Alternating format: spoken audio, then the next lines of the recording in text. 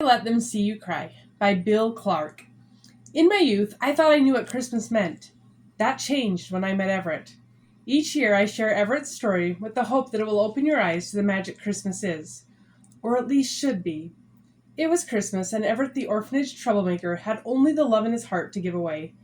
Everett was a regular Huck Finn, a slender towhead at the orphanage in Chicago. He looked much younger than his 12 years, but oh, how that boy could stir trouble. When something was missing, the first person checked was Everett. When something turned up broken, who did they call on? Everett. It was hard to believe that this little boy, with ill-fitting clothing and a baseball cap sitting almost sideways on his head, could be guilty of so much mischief. Just a look from those pleading blue eyes caused you to wonder how another worker could throw her hands in the air and complain, "That boy ain't nothing but a thief." My job as a Catholic seminarian assigned to Angel Guardian Orphanage was to counsel the younger boys. Everett was hard to talk to, much less counsel. I suspect that Everett felt he had more to hide than the other boys. Everett was 10 years old when he came to the orphanage. His mother had died a few years before. His father, guilty of a major crime, had been sentenced to a long prison term. None of Everett's other relatives wanted to take responsibility for him, and he was placed in the orphanage. When living in an orphanage, one of the rules of survival is never to show your feelings. You must never let on that you are hurt, and above all, never cry. Little did the boys know or admit that they cried out in their sleep, helpless to block out the feelings they tried so hard to hide. At first, Everett kept a close eye on me from a distance. Whenever I was involved in a group activity, Everett watched my every move, but never seemed to participate. It wasn't long, however, before he was calling me my orphanage nickname, Howie, and wanting to go out on outings like the other boys. These trips often consisted of going to the movies, miniature golf, or to my parents' house for hot dogs and pool. I never attempted to take Everett along, figuring that despite my best efforts, he would end up getting us both in trouble. One day, when he pleaded to go to the movies, I decided it was time for a talk. "Everett," I said, "I like you and all, but it scares me to take you anywhere. Let's face it, you do get in a little bit of trouble. A little too often." He started to get that look hurt in his eyes and tried to assure me that he would be on his best behavior. I explained that since our trips depended on the generosity of others, one misbehaving boy could ruin it for everyone. With tears in his eyes, he said, "Howie, I would never do anything to hurt you." Everett went to the movies that day, and many other days. True to his word, he never got into trouble on our outings. He waited until we got back. Christmas was quickly approaching, and with it came a lot of anxiety.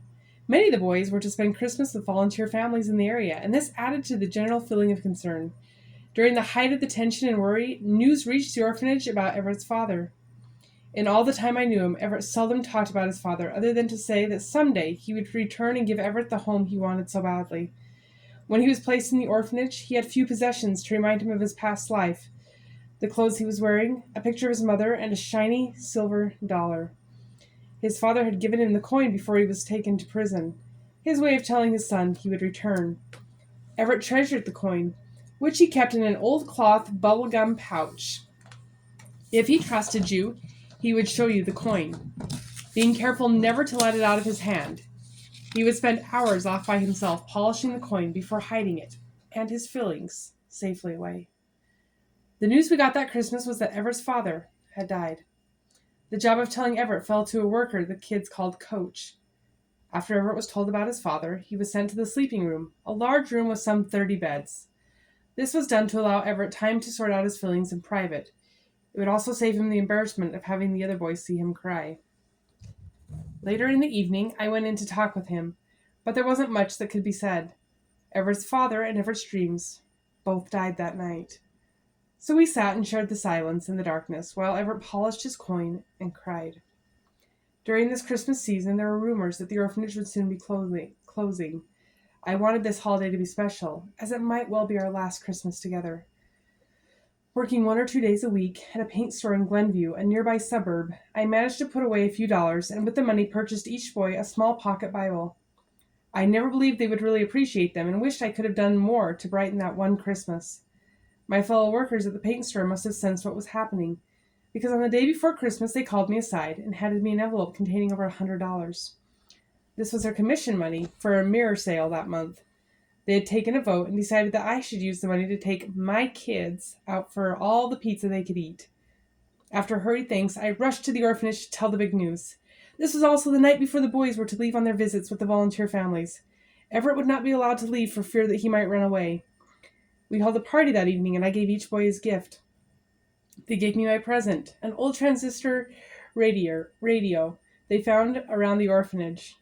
At some point during our attempts at merriment, I glanced over to see Everett sitting by himself in another part of the room. He was polishing his coin. That coin must have had great significance for Everett that Christmas, the first without his father alive. I walked across the room to talk with him. "Hi, Everett. How are you doing?" I gave him his gift. He placed the coin back in its pouch and gently unwrapped the small Bible. He looked at it for a long time and said, "Thanks, Howie. I really like it, a lot." I thought then, and would like to think now, that he really meant it. "Howie," he said, looking up at me, "I really wanted to get you something for Christmas, but I didn't have any money." I said that I understood, that I was just glad that we could spend this Christmas together. I'm sure he would rather have been somewhere else. "I do have something else for you to see." Looking shyly up at me, reaching into his pocket, he came out with the worn cloth pouch containing his coin. Removing the coin from its place of safety, he handed it to me. Up until that time, I had never been allowed to touch the coin, and here suddenly I had it in my hand. I remember looking at the well-worn coin and thought of the many hours Everett spent polishing it, his most important possession. "I really appreciate you letting me hold it, but you better put it away." I felt as if I held in my hands the wealth of the world. As I handed back the coin, Everett looked hurt. "Howie, you don't understand. I want you to have it for Christmas." He took the coin from my hand, placed it carefully in the old pouch, and gently put it in my shirt pocket. "Merry Christmas, Howie. I love you." I thought of trying to give it back, but the look in his eyes told me different. I hugged him instead. I was never able to say goodbye to Everett. One day when I got to the orphanage, he was gone. I never saw him again. Angel Guardian Orphanage closed only a few short months after that special Christmas. The boys took their trip to Shakey's Pizza and ate not only $100 worth of pizza, but drank 15 gallons of soda provided by the manager. They went to a few more movies, and unfortunately for my parents, took a few more trips to Howie's house. Then our paths parted. I still have Everett's coin. It's in the same cloth pouch.